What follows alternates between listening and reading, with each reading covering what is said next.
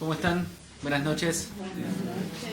Es una alegría para mí poder compartir con ustedes. Hace un tiempo que no venía, así que también les envío saludos de mi esposa, mi hija. Ya están descansando. Mi hija ya partió, no partió con el Señor, pero ya partió el sueño. Ya hace rato que ya nos abandonó. Y mi esposa seguramente también. Así que les envío muchos cariños y espero en algún momento venir otra vez. Si es que su pastor me invita, voy a venir de vuelta, ¿ya? Así que es una alegría para mí poder compartir con ustedes. Vamos a compartir un pensamiento de la palabra de Dios y me gustaría que me acompañaran a Mateo capítulo 26. Me han pedido que comparta en relación al huerto de Getsemaní. Y los evangelios, especialmente los sinópticos, narran este acontecimiento en la vida de Cristo. El relato de Mateo y el relato de Marcos son similares. El relato de Lucas es un poco más especial. Vamos a citar en algún momento el Evangelio de Lucas, pero por ejemplo el Evangelio de Juan no lo cita, no lo relata. Pero vamos a tomar este pasaje de Mateo 26 desde el versículo 36 y vamos a avanzar hasta el 56. Yo no voy a pretender esta noche compartir en detalle todo el pasaje porque sería una tarea imposible en relación al tiempo, pero sí quiero que veamos algunas lecciones relacionadas con el sufrimiento de Cristo. Y vamos a ver en primer lugar la agonía de Jesús del versículo 36 al 46 y después el arresto de Jesús del 47 al 56. Algunos principios para nuestra vida. Vamos a ver los primeros versículos hasta el versículo 46. Vamos a dar algunos pincelazos de la lectura y después sí vamos a pasar hacia la segunda parte del pasaje. Dice así la palabra de Dios.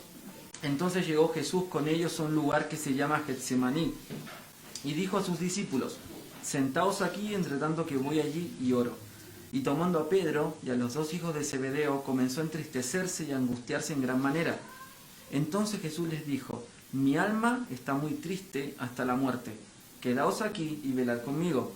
Yendo un poco adelante, se postró sobre su rostro, orando y diciendo: Padre mío, si es posible, pase de mí esta copa, pero no sea como yo quiero, sino como tú. Vino luego a sus discípulos y los halló durmiendo, y dijo a Pedro: ¿así que no habéis podido velar conmigo una hora? Velad y orad, para que no entréis en tentación. El espíritu de la verdad está dispuesto, pero la carne es débil. Otra vez fue y oró por segunda vez, diciendo: Padre mío, si no puede pasar de mí esta copa sin que yo la beba, hágase tu voluntad. Vino otra vez y los halló durmiendo, porque los ojos de ellos estaban cargados de sueño. Y dejándolos se fue de nuevo y oró por tercera vez, diciendo las mismas palabras. Entonces vino a sus discípulos y les dijo: dormid ya y descansad.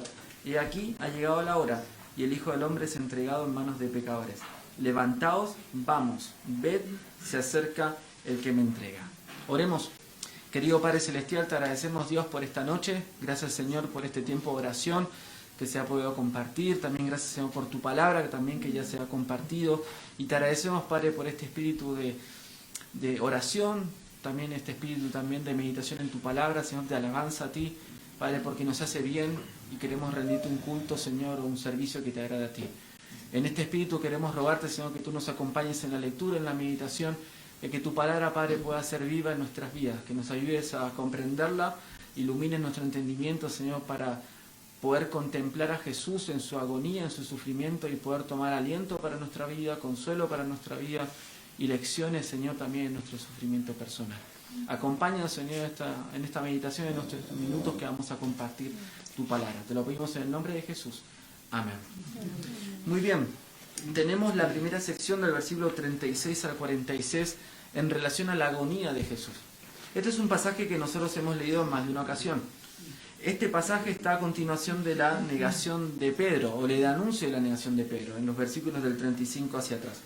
Ahora Jesús, en estos últimos momentos antes de su crucifixión, antes de los eventos que vendrían hasta que Él sería crucificado, es un evento especial, es particular, porque el Señor Jesús de alguna manera nos permite ver su corazón, cómo Él se sentía, cómo Él vivió los últimos momentos previos a la crucifixión.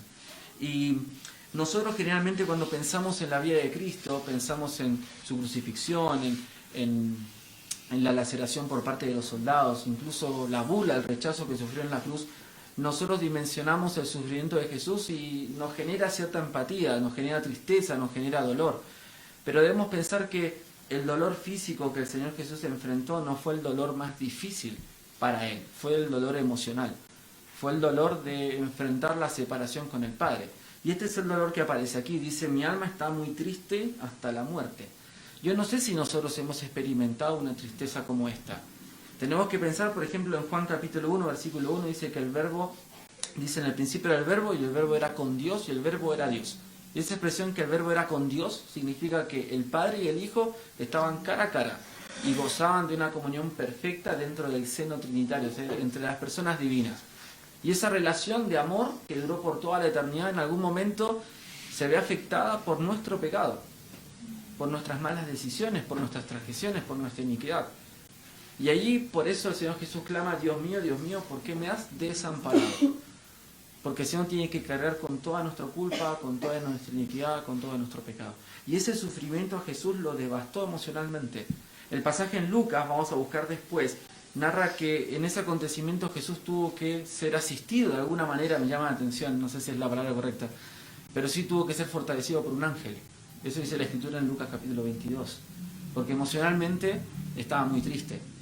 Entonces en esta ocasión de tristeza también tenemos muchas lecciones que no vamos a alcanzar a meditar, pero hay muchas lecciones en cuanto a la oración, hay lecciones también en cuanto a la dependencia de la voluntad de Dios, hay lecciones en relación también a la tentación. Dice aquí que el espíritu la verdad está dispuesto, pero la carne es débil. Pero yo quiero hablar en cuanto al sufrimiento de Jesús, y cómo Jesús enfrentó el sufrimiento y cómo nos ayuda a nosotros hoy a enfrentar el sufrimiento en nuestra vida.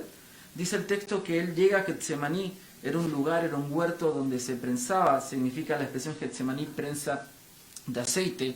Había muchísimos olivos donde se trabajaba o se cultivaba, en este caso, la aceituna, y era un lugar donde los discípulos conocían, Jesús también conocía, y era un lugar especial para Jesús para acercarse en comunión con el Padre. Jesús tenía ciertos lugares donde Él asistía. Quizás no sé si en tu caso tú tienes un lugar especial donde tú te acercas, puedes orar, puedes compartir con el Señor, un lugar donde tú ya has formado una costumbre de tener tu tiempo con Dios. Bueno, este huerto de Getsemaní era un lugar especial para Cristo. Era un lugar que ya conocían incluso los discípulos. Y Él se acerca con los 12 y dice en el versículo 36, sentaos aquí entre tanto que voy allí y oro. Y es interesante que en los momentos previos a la crucifixión y este tremendo dolor emocional que Jesús enfrenta, lo enfrenta a través de la oración. Él decide de alguna manera abrir su corazón al Señor y expresar lo que Él sentía y cómo Él se sentía, cómo estaba viviendo esta situación previa a la crucifixión. Vamos a ver después un poco en cuanto a eso. Pero Él toma a 3 discípulos, que eran los más cercanos, dice el versículo 17 que toma a Pedro, y toma a Jacobo y a Juan, y se los lleva un poco más adentro, un poco más hacia adelante. Quedan un grupo de discípulos al principio, cuando llegan a Getsemaní, después toma a otros 3, se va un poco más adentro, y después él deja a esos 3, a Pedro, Jacobo y Juan, y se va solo hacia adelante. Y ahí tiene un tiempo de meditación y de oración. Dice el texto que Jesús les dice a Pedro, Jacobo y Juan, mi alma está muy triste hasta la muerte, quedaos aquí y velad conmigo. Es decir, que le acompañaran en este momento de sufrimiento y de tristeza. Dice, mi alma está muy triste hasta la muerte. Miren lo que dice Lucas cuando vamos a un relato paralelo de este pasaje, en Lucas capítulo 22. Vemos que la intensidad de la oración, la intensidad de su sufrimiento, la intensidad del dolor que tenía Jesús, incluso afectó su salud. Dice en Lucas 22, versículo número 41, dice, y él se apartó de ellos, a distancia como de un tiro de piedra, de Pedro, Jacobo y Juan, y puesto de rodillas oró, diciendo, Padre, si quieres, pasa de mí esta copa, pero no se haga mi voluntad sino la tuya. Y se le apareció un ángel del cielo para fortalecerle. Es muy interesante, es la única referencia del Nuevo Testamento de esta expresión. Y estando en agonía, oraba más intensamente, y era su sudor como grandes gotas de sangre que caían hasta la tierra. Cuando se levantó de la oración y vino a sus discípulos, los halló durmiendo a causa de la tristeza. Evidentemente, esta intensidad en el estrés emocional, pero también el dolor y la tristeza que le generó esta situación a Cristo de la separación del Padre, de hacerse pecado para que nosotros seamos justificados, dice la Escritura que le generó en su cuerpo que transpiraba sangre. Y esto es algo que cuando uno está bajo muchísima presión, es algo que incluso hoy en día nosotros podemos también experimentar. Pero es producto de una preocupación, un estrés extremo, que generó en Cristo de que Él reaccionara así en su cuerpo. Por eso yo creo que lo que Jesús vive aquí, si bien lo podemos leer, lo podemos meditar, no podemos llegar a dimensionar lo que Él estaba sintiendo. Dice la Escritura en Mateo, de vuelta volviendo al capítulo 26, que Él ora en esta situación de dolor, de tristeza, prueba la cruz y dice: Padre mío, si es posible, pase de mí esta copa, pero no sea como yo quiero, sino como tú. Y creo que la oración de Cristo nos deja muchas lecciones. Yo recién escuchaba las oraciones y también los motivos de oración, y yo creo que más allá de lo que pensemos, de lo que pidamos, en definitiva todos tenemos que terminar la oración diciendo: Señor, si esto es lo que tú quieres, hazlo.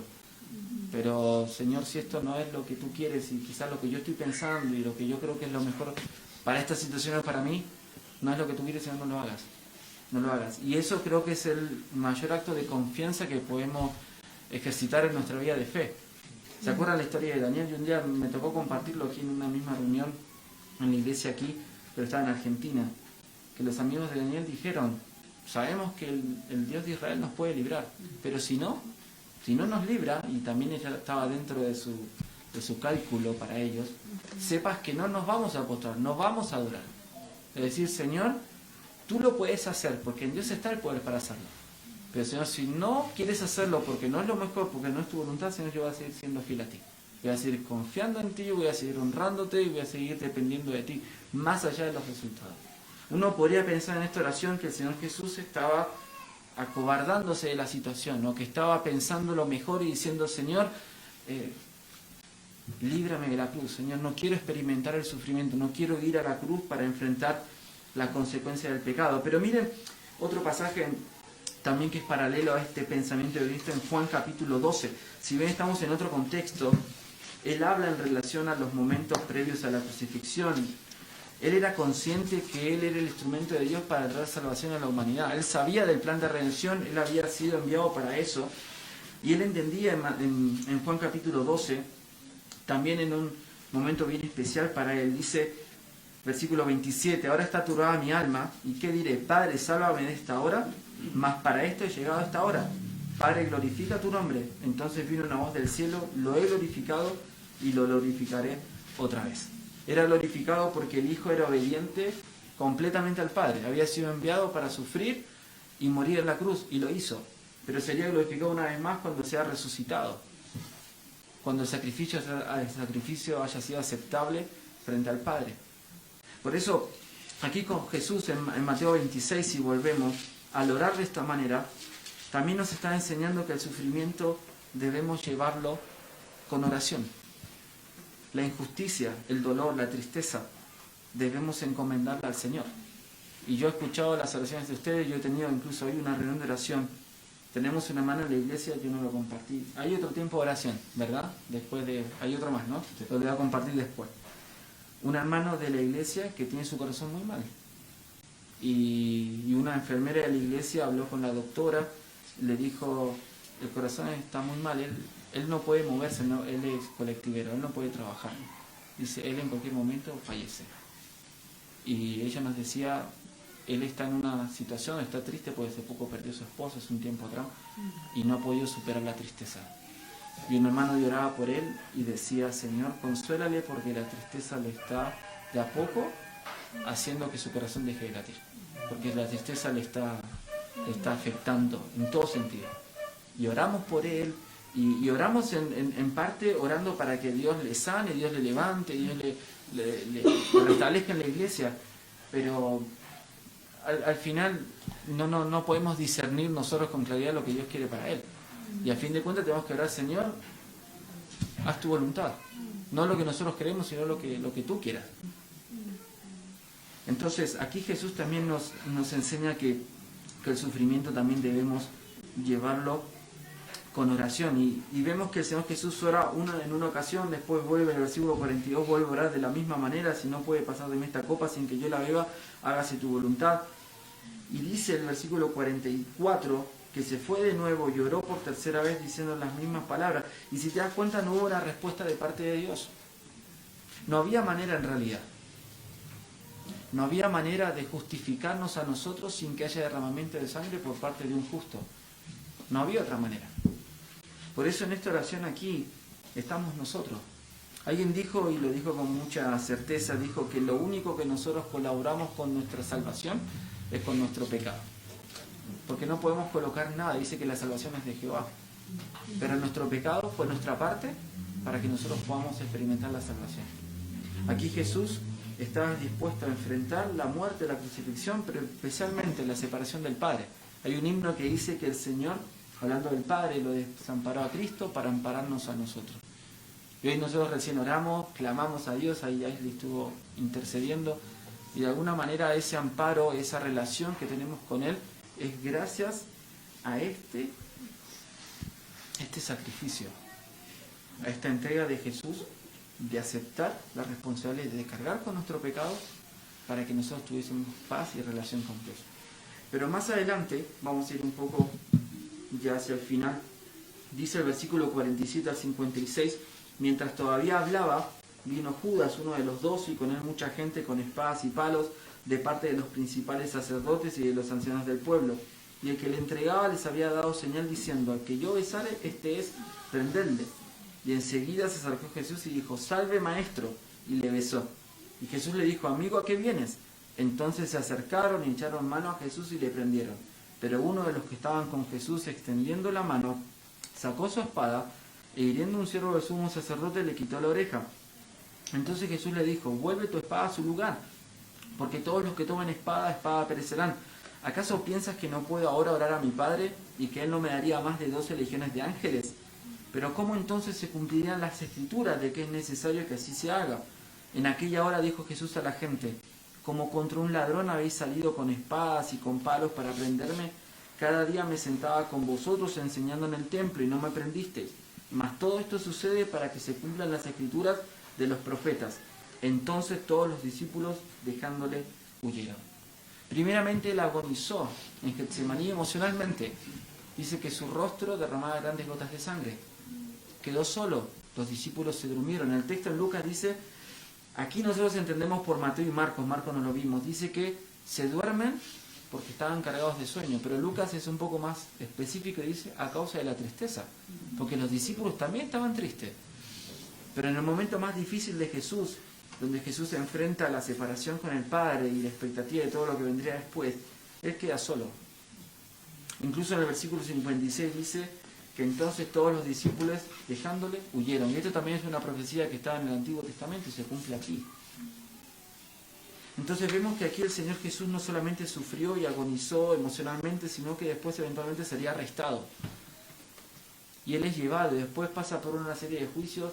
Cada uno y todos ellos fueron injustos, fuera de las leyes que en ese momento organizaban, o era el protocolo general para poder juzgar a una persona, para presentar evidencia, hubo testigos falsos, hubo varias situaciones ahí en la parte legal que no fueron hechas de la manera correcta, y todo se encubrió.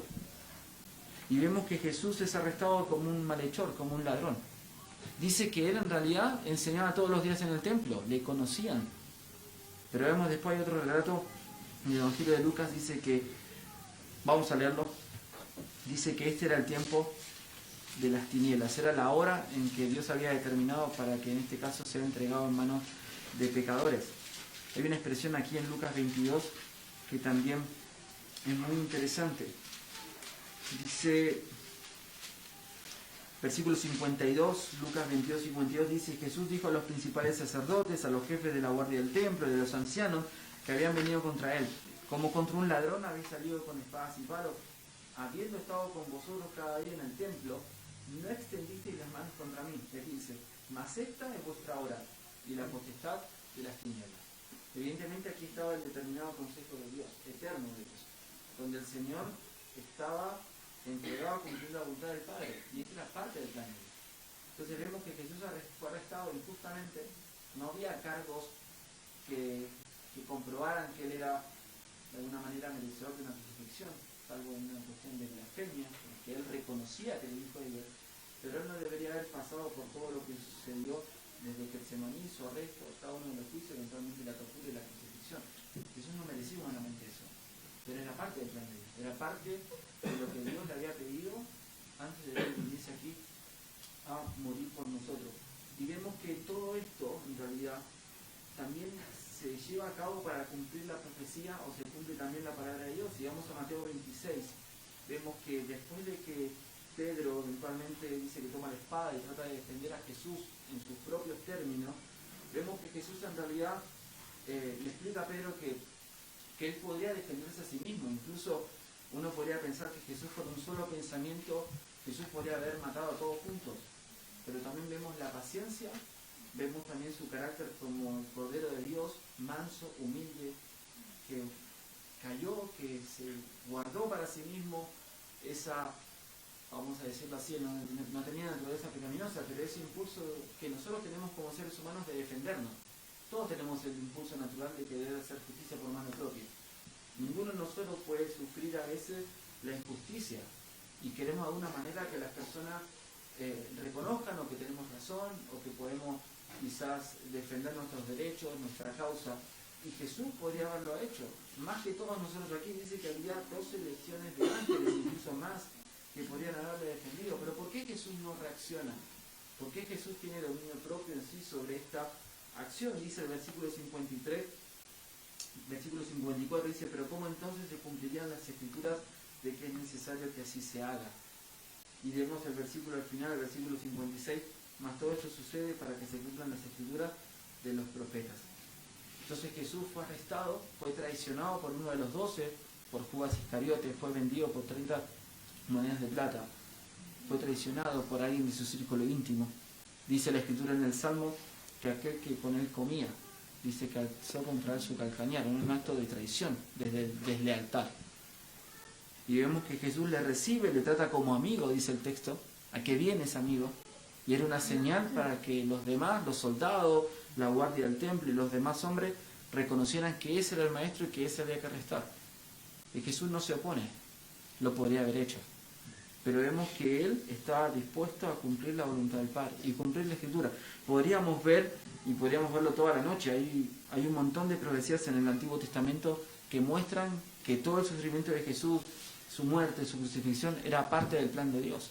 Tenemos el Salmo 22, tenemos Isaías 53, tenemos otros salmos también que hablan en relación a la gloria que vendría también con el reino mesiánico, y varias profecías mesiánicas. Pero vemos que el Señor Jesús estuvo dispuesto a cerrar su boca, a ser enjuiciado injustamente, arrestado injustamente, a ser traicionado por uno de sus allegados, con tal de llevar a cabo el plan de Dios. Quiero que me acompañes a un texto para terminar en Isaías 53. Este es un pasaje que he estado en estas últimas semanas meditando, también me tocó enseñarlo en mi iglesia, y alguien lo comparó con el monte Everest de la profecía del Antiguo Testamento.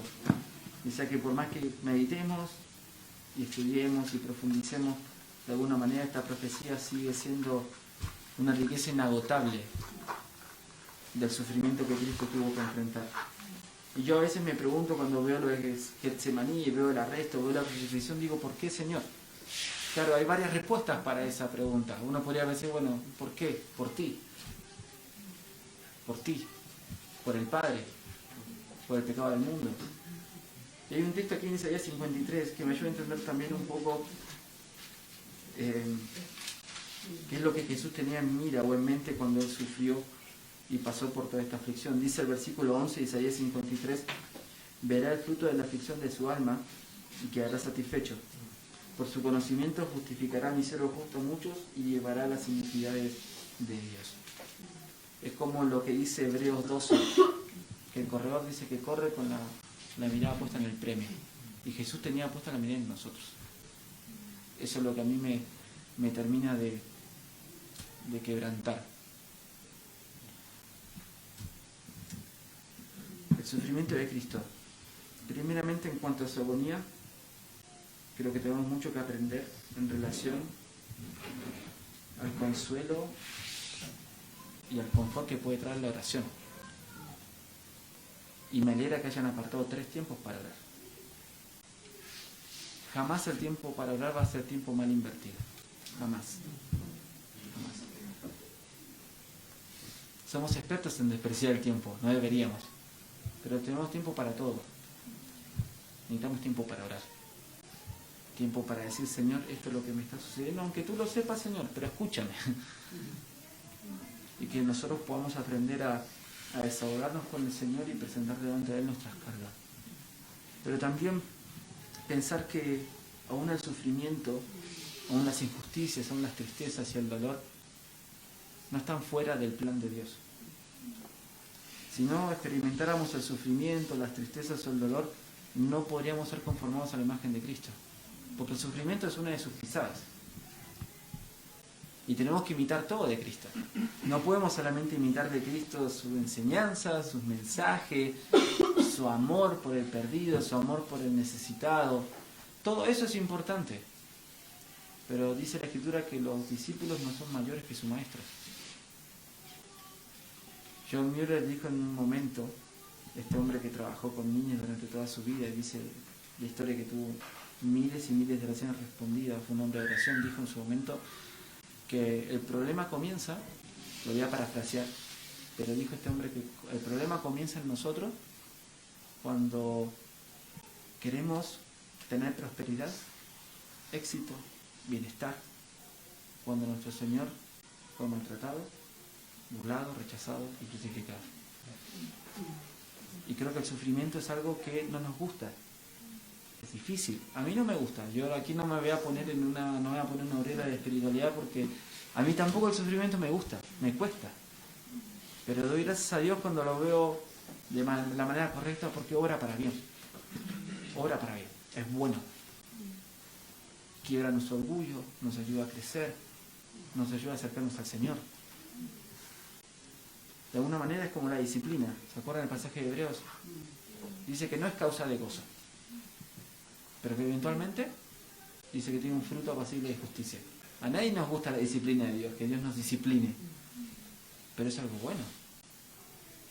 Dice la Escritura, y con este texto termino, que los sufrimientos del tiempo presente, lo que podemos pasar en esta vida, no es comparable con la gloria venidera que en nosotros ha de manifestarse. Entonces todo esto que estamos viviendo a veces en esta vida, el sufrimiento, que en realidad no se compara en nada con lo que Jesús enfrentó, no se compara mucho menos con lo que vamos a experimentar en el cielo. Aquí vivimos de alguna manera, ¿cuánto? 80, 90 años, y comparado con la eternidad es como un abrir y cerrar de ojos. Y vamos a abrir los ojos en la eternidad y ya no va a haber más sufrimiento, ni dolor, ni tristeza, porque ya no va a ser necesario ser conformado a la imagen de Cristo. Vamos a tener la imagen de Cristo y vamos a disfrutar con Él para siempre. Amén.